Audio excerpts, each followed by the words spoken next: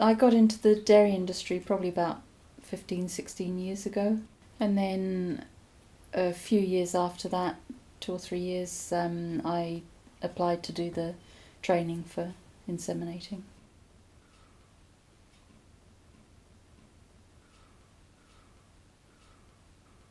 I got a job working on a farm, milking and just general farmhand, and I saw the AI tech come around and inseminate the cows, and thought that would be another interesting aspect of the job. So yeah, I applied to do the training, and the training was 10 days. Some theory, but the bulk of it was practical.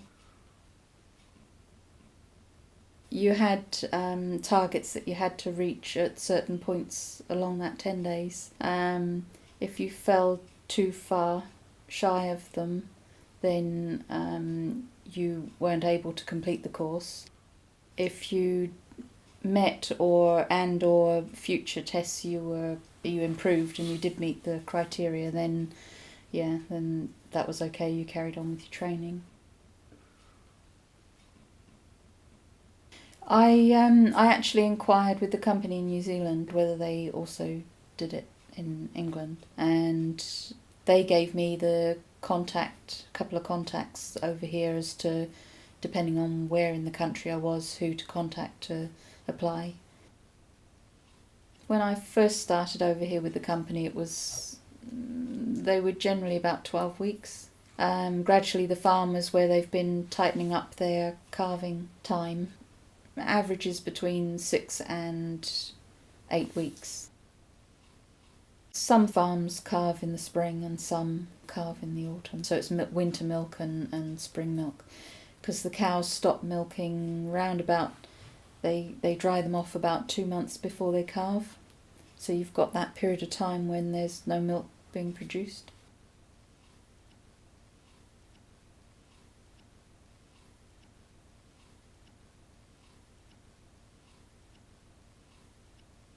Generally, herds are between, I think in this area, well, the farms that I deal with, they're around 300 to 400 cows in a herd.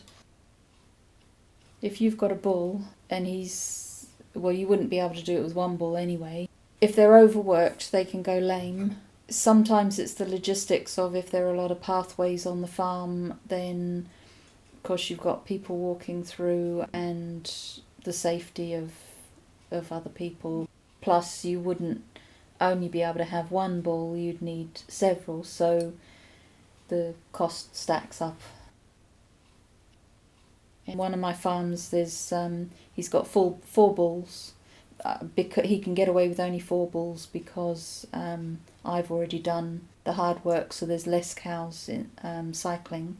So he'll put 2 bulls in, and then the next day he'll swap those 2 bulls out and put the fresh 2 bulls in.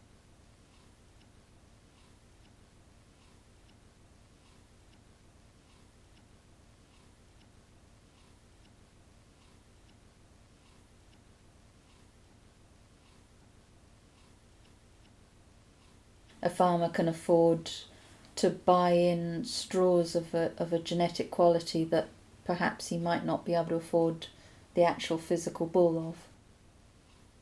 You can improve fertility, milk yield, ease of calving. The farmer will look at the list of bulls and different qualities of each different bull, and he'll choose which bulls he wants to use that year. And then, some farmers will specifically say, right, this cow, this number, I want this bull on this one and the other bull on this one. Other farmers, they've picked out the 2 different bulls, and they've got very big cows and quite smaller cows, and they just want to even out, as it were, just make it more of a general level. So they'll put a smaller calf from a large cow and vice versa within that bracket. So you're not going to have a small cow giving birth to a horrendously large calf, but you are going to increase slightly her size so that her offspring will be slightly larger than she was. They cycle and recycle simplified, it's every 3 weeks. Like humans, each cow's different, but generally you say it's a 21-day cycle. It's a 16 to 18 hour window that you've got to inseminate that cow. Otherwise you've missed the ovulation. I think because I've had the milking experience and working with the cows every single day, I can pull out cows that are bulling. Generally speaking, cows kick out and back, but more out and back. But having said that, I have had several cows that have caught my shin. The farmer will know the cows that can be the problem, and he'll either set things up so that she physically can't, or he'll warn you that just be aware of her back legs because she can sometimes kick. But it's so rare. It's not usual. I mean, the cows, they've had years of experience, different things happening to them in the race, and they are used to people, and they're not like beef breeds.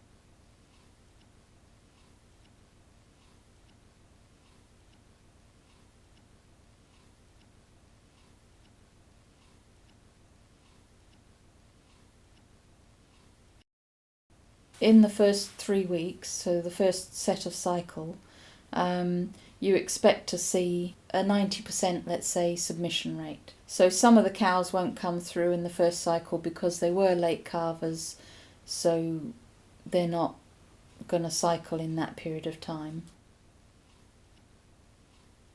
The first cycle after they calve, they're less likely, the chance of them getting pregnant isn't as great as if you wait till the second or the third cycle. But obviously if you're trying to tighten up your cycle, then some cows you'll give them a go anyway and try.